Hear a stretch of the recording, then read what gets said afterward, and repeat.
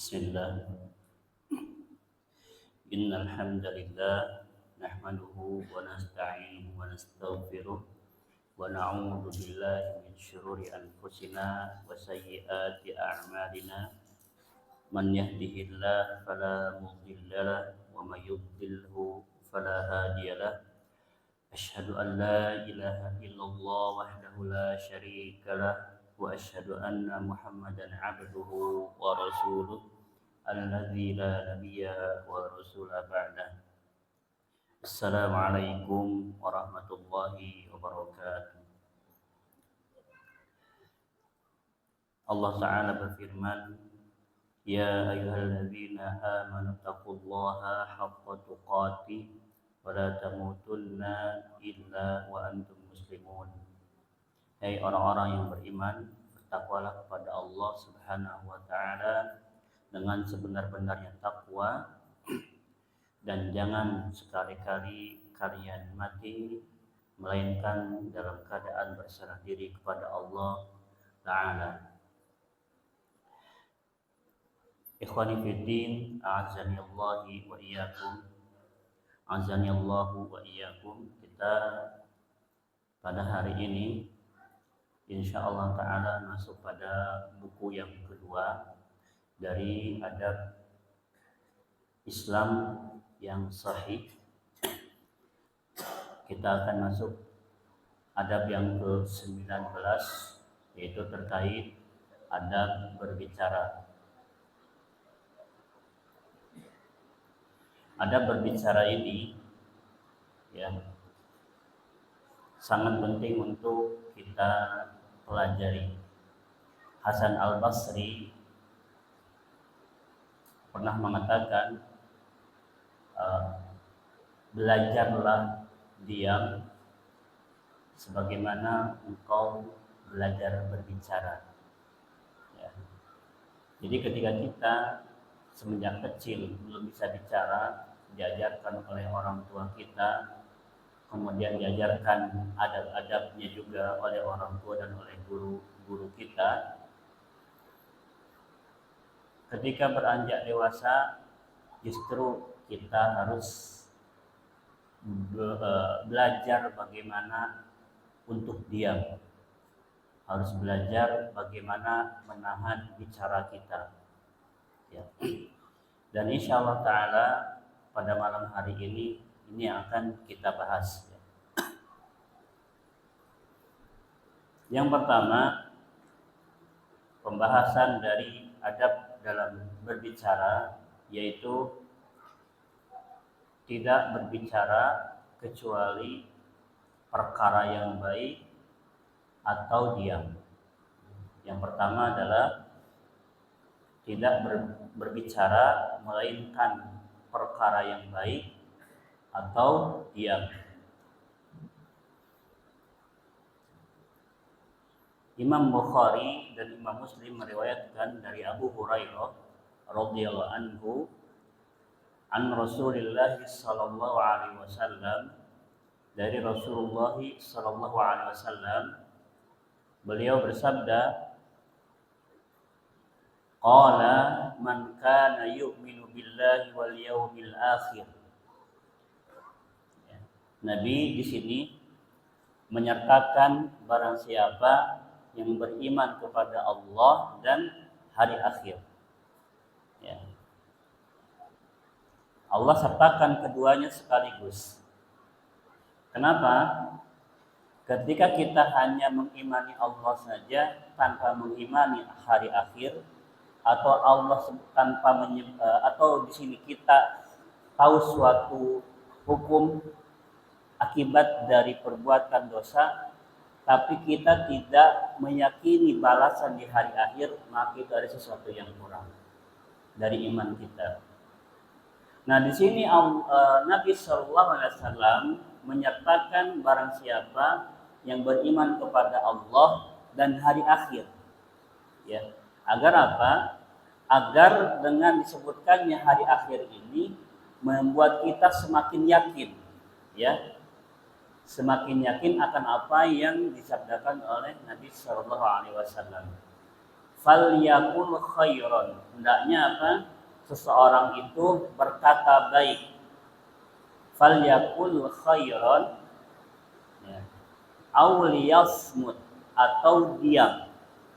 Falyakul khairan aw liyasmut. Hendaknya dia berkata yang baik. Khairan di sini menggunakan nakirah, ya. Bukan ma'rifat. Kalau ma'rifat itu dalam bahasa Arab sudah diketahui.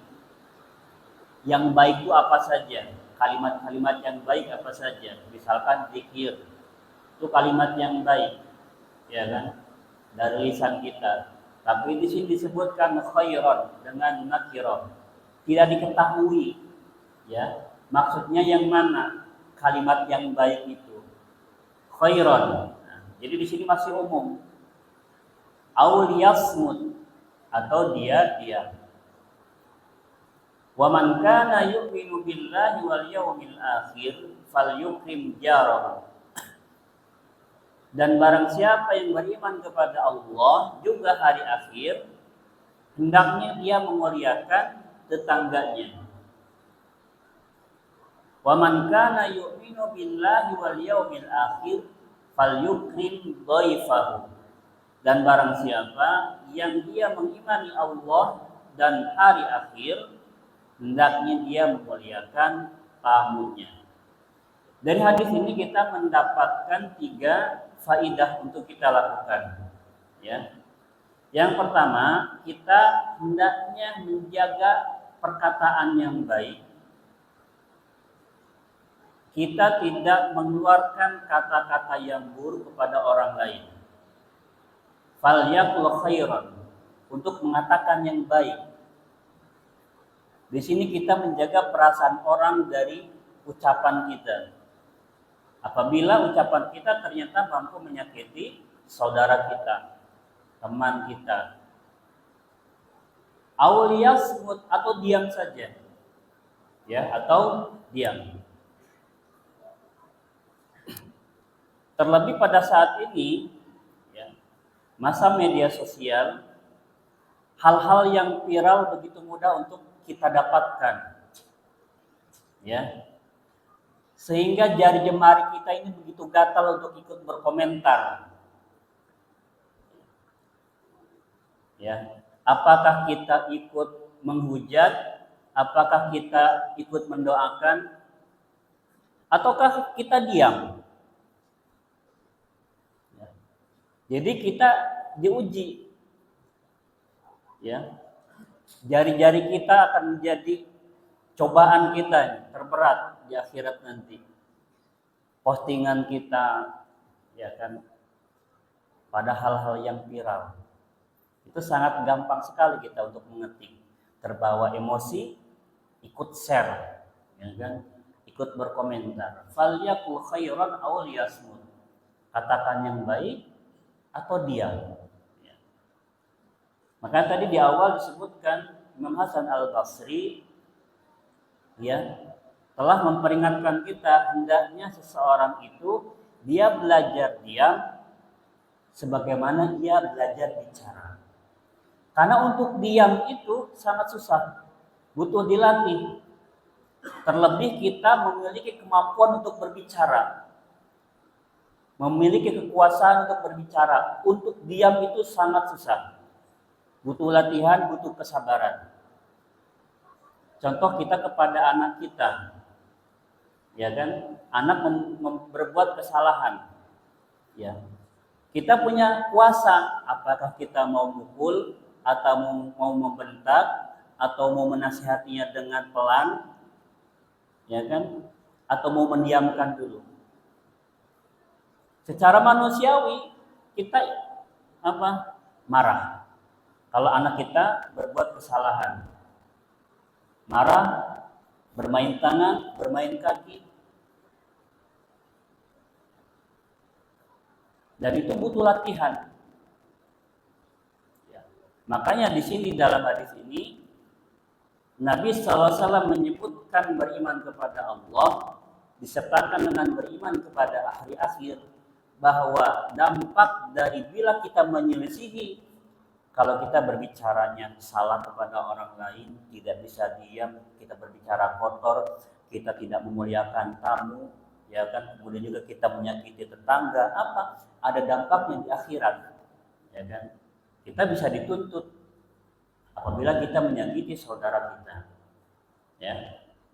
Ini yang pertama, yaitu terkait berbicara yang baik atau diam, ya. Dan dalam bahasa Arab, somata di sini, ya kan, berbeda dengan sakata. Ya. Sakata adalah somata, artinya sama-sama diam. Ya, artinya sama-sama diam. Tapi kalau somata, ya di sini kan dengan kalimat auliyasmut atau diam, itu benar-benar kita harus diam. Benar-benar harus diam. Kalau dengan sakata masih apa? Masih ada pergerakan. Ya. Jadi kalimatnya berbeda, maknanya hampir sama. Ya. Kalimatnya berbeda. Yang kedua, adab yang kedua, yaitu berbicara sesuai dengan akal orang yang sedang kita ajak bicara. Berbicara sesuai dengan akal atau kadar pemahaman orang yang sedang kita ajak bicara. Imam Muslim meriwayatkan dari Abdullah bin Mas'ud radhiyallahu anhu qala, ia berkata, "Ma anta bimuhadditsin qauman hadisan la tablughu uquluhum illa kana li ba'dihim fitnah." Ya. Tidaklah engkau mengajak seseorang berbicara, ya, yang pembicaraan itu tidak sampai kepada akal mereka, pada pemahaman mereka. Apa yang akan terjadi? Illa kana li ba'dihim fitnah. Yang terjadi apa? Akan terjadi adanya fitnah, ya, pada sebagian mereka. Kadar akalnya belum sampai. Ya. Pepatah mengatakan, ya, Ta'mul kibar samusighar. Makanan orang dewasa itu racun buat anak kecil. Ya. Makanan orang dewasa racun buat anak kecil. Jadi pembahasan-pembahasan yang besar ya dibahas oleh orang-orang yang mampu membahas hal-hal besar. Kita sebagai wong cilik, ya, bahas-bahas yang kecil. Kalaupun kita ikut berbicara, kita punya landasan, bukan sesuai dengan hawa nafsu. Landasannya apa? Kita mendapatkan ilmu dari guru kita. Kita sampaikan. Bukan lantas kita ikut berdebat di situ, kita justru menghujat orang lain. Kita sampaikan saja. Kenapa? Apa yang kita sampaikan dari guru kita, kalau kita ngotot, belum tentu apa yang kita sampaikan itu pemahamannya benar sesuai yang guru kita sampaikan.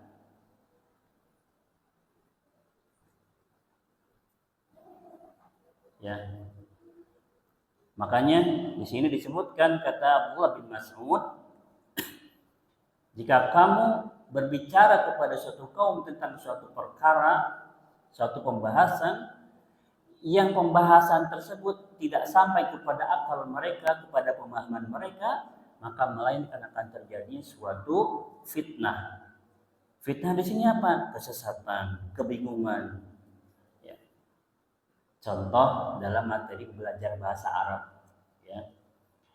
Antum pemula duduk belajar bahasa Arab, langsung belajar dari kitab bukan matan jurumiyah, ya, tapi dari matan yang lain yang lebih tinggi, matan Alfiyah Ibnu Malik misalkan. Itu bukan makanan para pemula, bukan. Itu makanan untuk siapa? Untuk mereka para penuntut ilmu bahasa Arab yang sudah expert, ya. sudah tingkat tinggi, baru mereka membahas Alfiyah Ibnu Malik.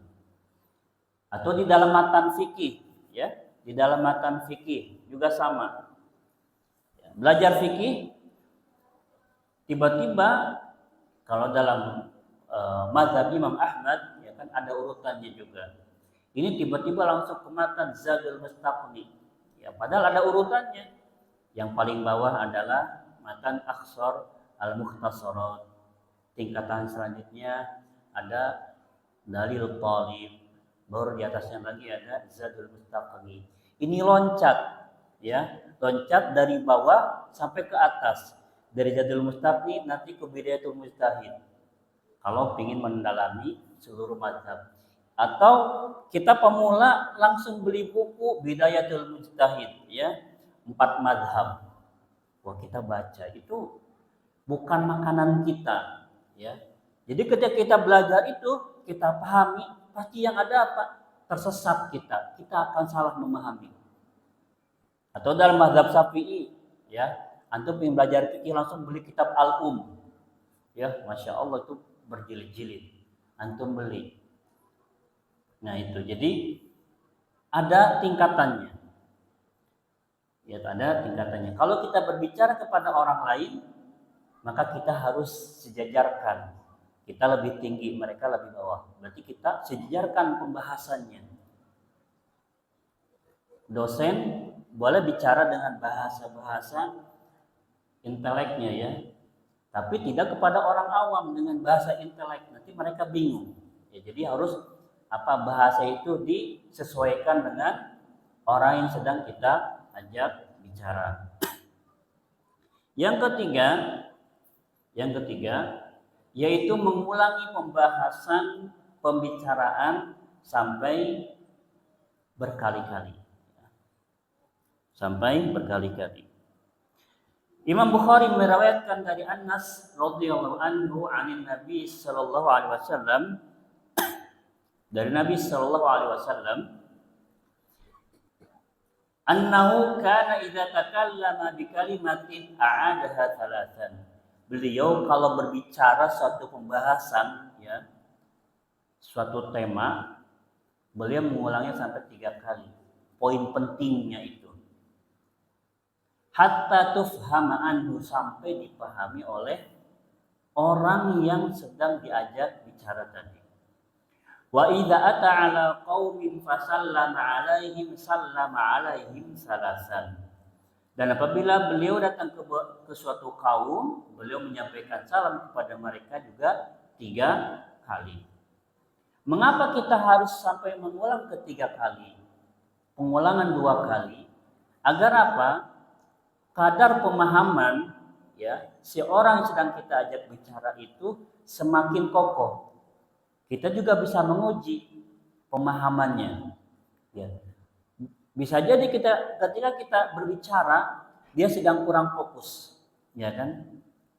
Pikirnya sedang kemana, atau dia sedang mencerna pembicaraan sebelumnya. Ya, sedangkan kita sudah maju beberapa pembahasan, dia masih mencerna yang belakang.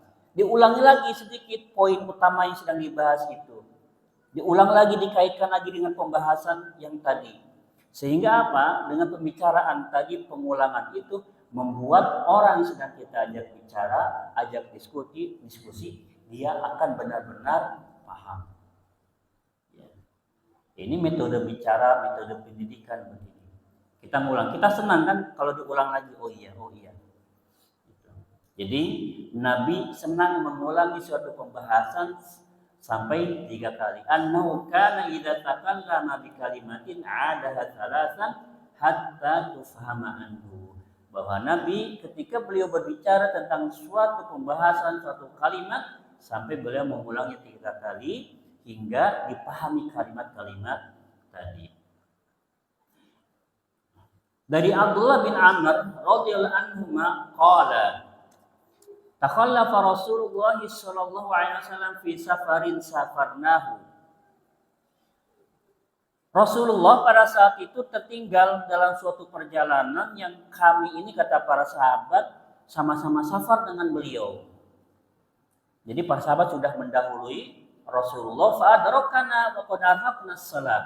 Lalu beliau menyusul kami, ya, bertemu dengan kami, dan beliau mendapati kami itu menunda salat al-asri, itu salat asar.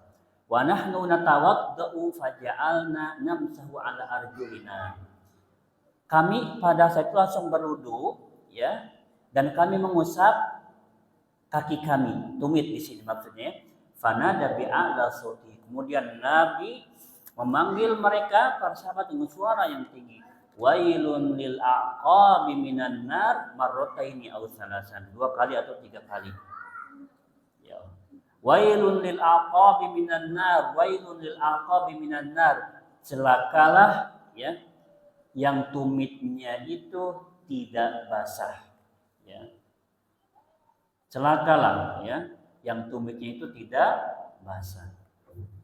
Nabi sampai mengulangi 3 kali. Dan ini akan menarik perhatian siapa? Orang yang sedang diajak bicara. Para sahabat pada saat itu, ya, buru-buru berwudu karena Nabi SAW baru datang untuk bisa melaksanakan sholat asar. Nabi langsung dengan suara yang lantang, wailul lil aqabi minan nar. Celakalah akan masuk neraka orang yang ketika ia berwudu tumitnya tidak basah. 3 kali beliau mengulangi, atau 2 kali kata perawi hadis di sini. Kemudian juga dalam riwayat yang lain Nabi juga bersabda, ala unabbiukum bi akbaril kaba'iri salasan. Maukah aku beritahukan tentang dosa-dosa besar? Dan Nabi mengulang sampai 3 kali. Maukah? Ini menarik perhatian lagi kan, sampai 3 kali. Mau tidak? Mau tidak? Beneran nih, mau apa tidak? Sehingga apa? Penawaran pertama tadi mungkin kurang tertarik. Penawaran kedua mulai tertarik. Penawaran ketiga menjadi lebih tertarik. Nabi menyebutkan, ala unabbiukum bi akbaril kaba'ir. Maukah aku tunjukkan, beritahukan terkait dosa yang paling besar? Nabi mengulangi sampai 3 kali. Yaitu apa? Syirik kepada Allah, kemudian uququl walidain, durhaka kepada orang tua, yang ketiga itu berkata dusta. Ya, berkata dusta. Itu 3 di antara dosa-dosa besar. Yang keempat,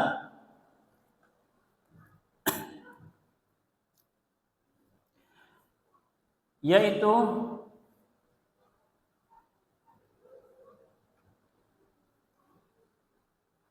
menarik perhatian lawan bicara dengan mengajukan pertanyaan. Ya, menarik perhatian lawan bicara dengan mengajukan pertanyaan.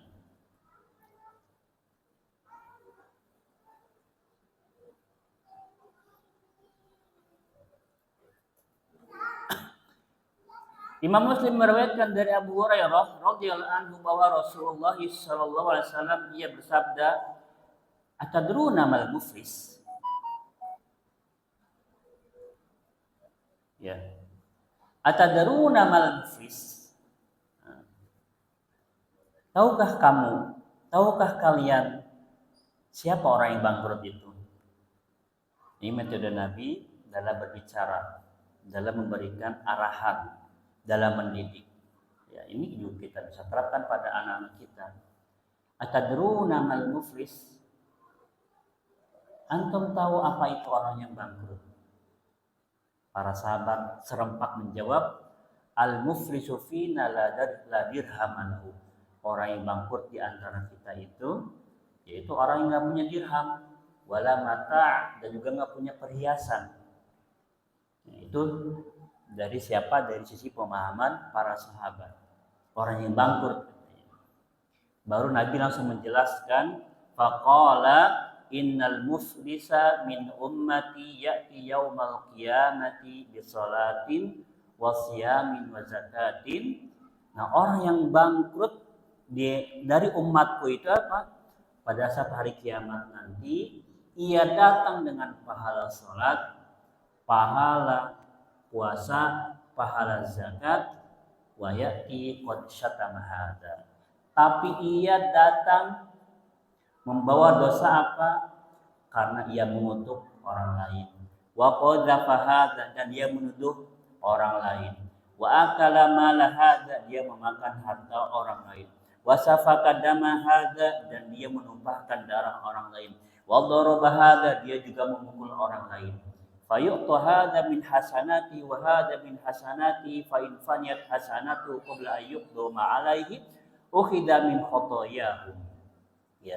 Maka kebaikannya itu akan diambil dari orang yang tadi, dari pahala sholat, pahala puasa, pahala zakat, itu akan diambil kepada orang-orang yang tadi, yang dikutuknya, yang dituduhnya, yang diambil hartanya, ya kan, tumpahkan darahnya, yang dipukul oleh dia. Ya. Kalau ternyata habis, maka keburukan, ya, dosa-dosa dari orang yang dituduh tadi, yang diterzalimi tadi, akan beralih kepada orang yang menzalimi tadi. Faturihat alaihi tsumma turiha finnar. Maka dia apa? Akan dilemparkan ke neraka. Waliyadzubillah. Ya. Jadi sia-sia dia. Dia membawa pahala puasa. Dia beramal soleh banyak, ya kan.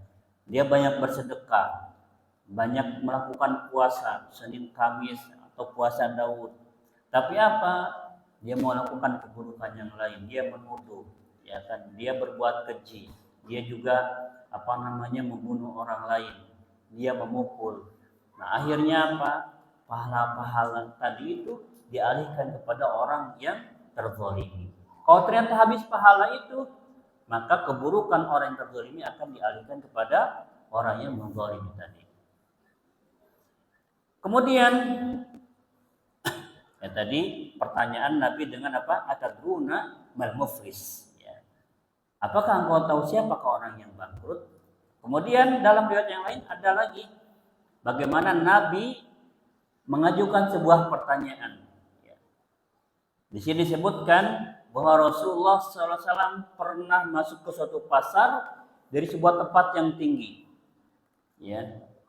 Dan orang-orang pada saat itu mengiringi beliau dari sisi kanan dan kirinya. Kemudian Nabi pada saat itu menemukan anak kambing yang telinganya itu apa? Putus, bangkai. Ya, menemukan bangkai anak kambing yang telinganya putus. Ya, kemudian Nabi bertanya kepada para sahabat, ayyukum yuhibbu anna hadza lahu bidirhamin? Siapa di antara kalian yang mau membeli ini dengan harga 1 dirham? Kemudian para sahabat menjawab, ma nuhibbu annahu lana bisyai' wa ma nasna'u bihi. Kami sedikit pun enggak suka, ya, wahai Rasulullah, apa yang mau kita perbuat dari bangkai anak kambing yang telinganya putus? Kemudian Nabi melanjutkan lagi, atuhibbu ana annahu lakum? Apakah kamu juga mau kalau ini diberikan secara gratis buat kalian? Para sahabat menjawab lagi, wallah, demi Allah wahai Rasulullah, lau kana hayyan kana aiban fihi li'annahu asak. Kalau sekiranya kambing ini dia hidup, ya kan, itu justru aib. Kenapa? Karena dia telinganya putus. Lalu bagaimana jika anak kambing ini dia dalam keadaan mati? Kemudian Nabi melanjutkan, tadi kan Nabi bertanya, ya kan, atuhibbuna, apakah engkau mau? Atuhibbuna 2 kali bertanya. Lalu Nabi memberi pelajaran, fawallahi, demi Allah, la dunya ahwan 'ala Allah, dunia itu lebih hina di sisi Allah min hadza 'alaikum, daripada anak kambing, bangkai anak kambing ini di mata kalian. Ya, lihat di sini bagaimana Nabi SAW ingin mengajari sahabatnya, ingin memberikan sebuah informasi kepada para sahabatnya agar informasi itu sampai dengan cara menarik perhatian melalui pengajuan pertanyaan, ajuan pertanyaan. Ayyukum yuhibbu, siapa di antara kalian yang mau? Terus yang kedua lagi ditanya lagi, ketika dikasih pertanyaan tadi mereka tetap menolak, dikasih penawaran dengan pertanyaan yang kedua. Atuhibbuna annahu lakum? Apakah mau kalau ini juga dikasih gratis buat kalian? Ya. Kemudian mereka juga para sahabat tetap tidak mau. Lalu Nabi menyebutkan, demi Allah dunia ini lebih hina di sisi Allah Subhanahu wa taala daripada kambing yang mati ini ya di mata kalian. Ya. Dan dari hadis ini kita bisa mengambil faedah bahwa apa? Jangan mati-matian mencari dunia. Karena di sisi Allah dunia itu lebih hina daripada bangkai anak kambing. Karena ketika sudah di akhirat ya yaqulu ya laitani qaddamtu li hayati, sekiranya dulu di dunia aku beramal ya, di dalam surah Al-Fajr ya disebutkan orang-orang yang dimasukkan ke dalam api neraka, mereka berkata, oh sekiranya aku dulu di dunia banyak beramal. Dari hadis ini juga mengajarkan kepada kita jangan mati-matian dengan dunia ya, mencari dunia, karena semuanya akan hilang kecuali amalan kita. Yang kelima yaitu tidak memuji diri sendiri, tidak memuji diri sendiri. Allah Ta'ala berfirman, fala tuzakku anfusakum, janganlah kalian mensucikan diri sendiri. Jadi orang yang berbicara dengan yang kita ajak bicara, jangan banyak memuji diri sendiri. Ya, sehingga apa? Menimbulkan nanti akan menimbulkan kecemburuan sosial, akan menimbulkan hasad, dengki dari orang yang sedang kita bicarakan, yang sedang kita ajak bicara. Jadi kita tidak boleh banyak memuji apa yang kita miliki, pencapaian kita, ya kan? Itu kita hindari.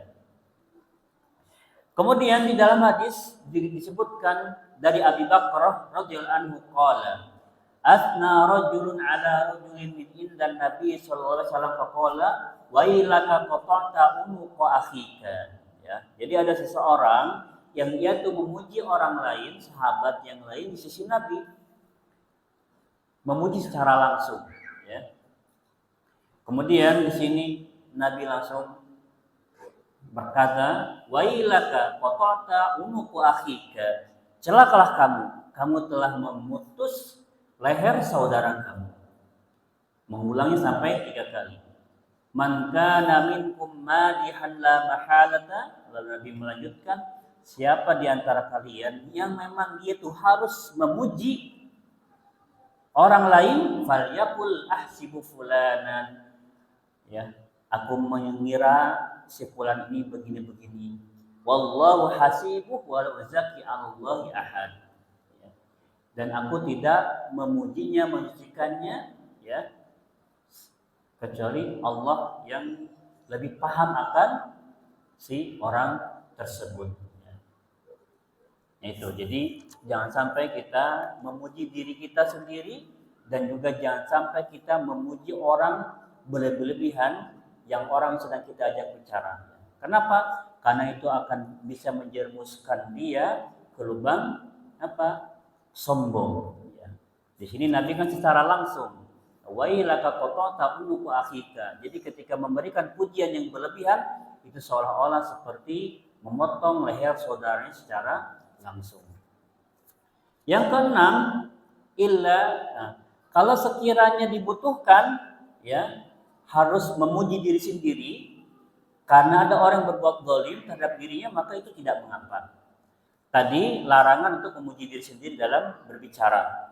Nah sekarang yang keenam, bolehnya memuji diri sendiri apabila itu dibutuhkan.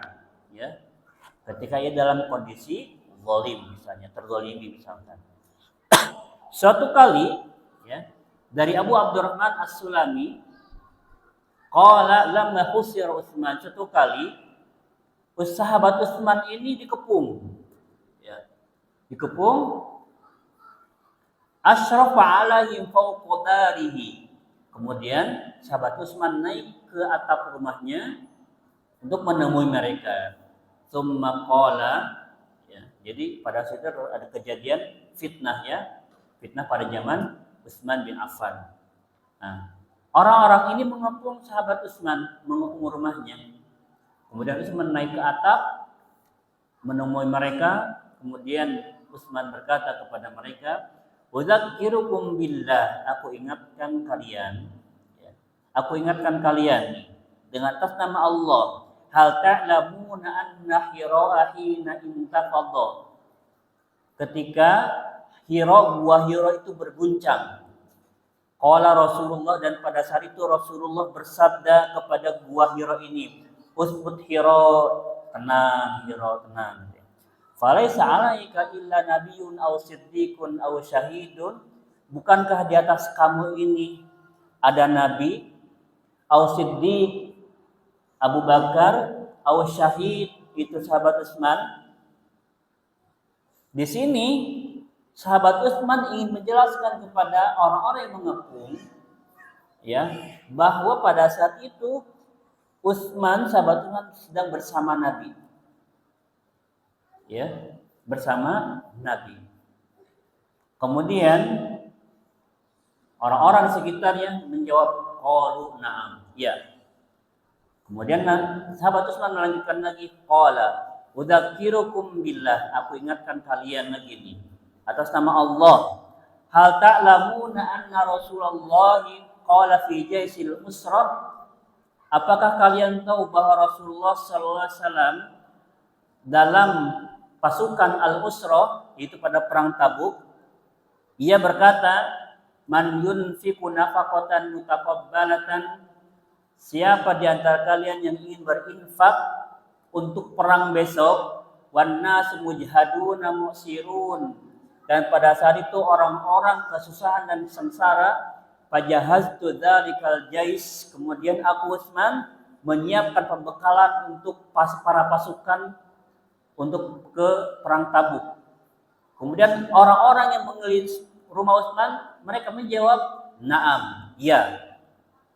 Nah, di sini Utsman juga ingin menjelaskan kepada mereka tentang kebaikan apa yang sudah sahabat Utsman lakukan. Apa itu? Menyiapkan pembekalan untuk persiapan perang Tabuk, yang mana pada saat itu orang-orang sedang kesusahan, orang-orang sedang sengsara. Jadi nggak ada bekal untuk persiapan perang Tabuk. Lalu sahabat Utsman menyiapkan itu semua. Lalu sahabat Utsman melanjutkan lagi, udzakirukum billah, yang ketiga kalinya. Aku ingatkan kalian atas nama Allah.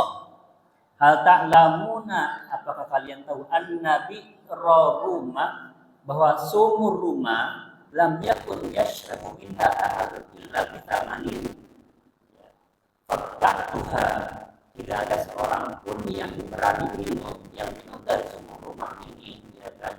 Kecuali dia harus membelinya dengan apa? Dengan harga yang sangat tinggi. Kemudian aku membelinya. Faja'atuha lil ghani wal faqir wa ibnis sabil.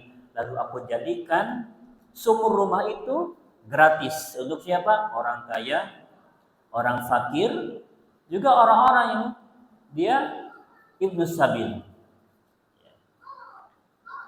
Orang-orang yang melakukan perjalanan. Qalu Allahu na'am, Allahumma na'am. Lalu para sahabat yang mengepung Utsman pada saat itu berkata, ya. Wa asya'a addadaha. Kemudian kemuliaan yang tidak terhitung dari sahabat Utsman yang telah beliau lakukan. Nah, di sini sahabat Utsman melakukan pembelaan, ya, ketika terjadi fitnah pengepungan rumah beliau.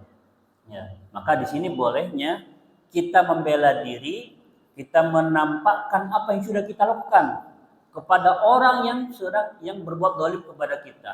Ya. Bukankah antum dulu anak ajak ke sini karena antum dulu itu sengsara, ya kan? Antum dulu anak ajak ke sini nggak punya apa-apa, sekarang antum sudah punya kendaraan, masa antum nggak balas jasa untuk anak? Itu contoh, ya kan? Ketika orang yang kita tolong malah berbuat zalim kepada kita, maka itu boleh.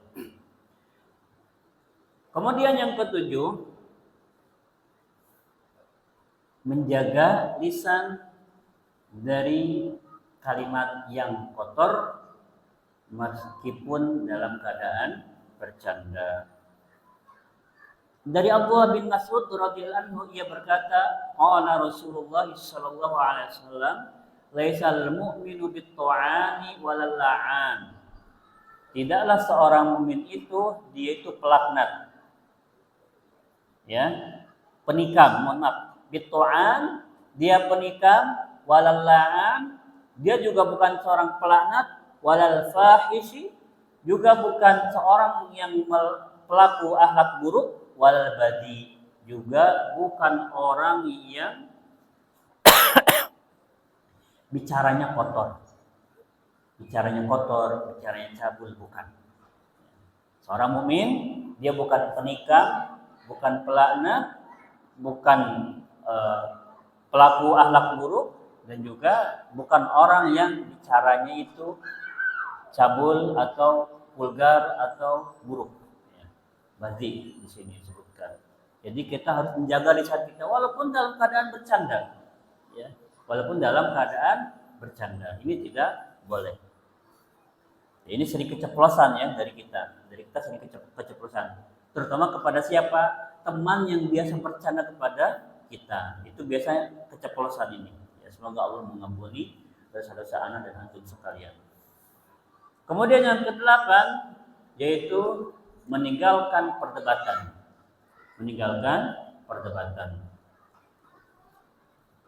Dari Abu Umamah radhiyallahu anhu qala, ia berkata, qala Rasulullah sallallahu alaihi wasallam. Rasulullah sallallahu alaihi wasallam bersabda, ana za'imun bi baitin fi ribadil jannah. Liman tarakal mira, aku pemimpin suatu rumah ya di surga bagi orang yang meninggalkan perdebatan. Wa in kana muhiqqan, walaupun apa dia dalam keadaan benar.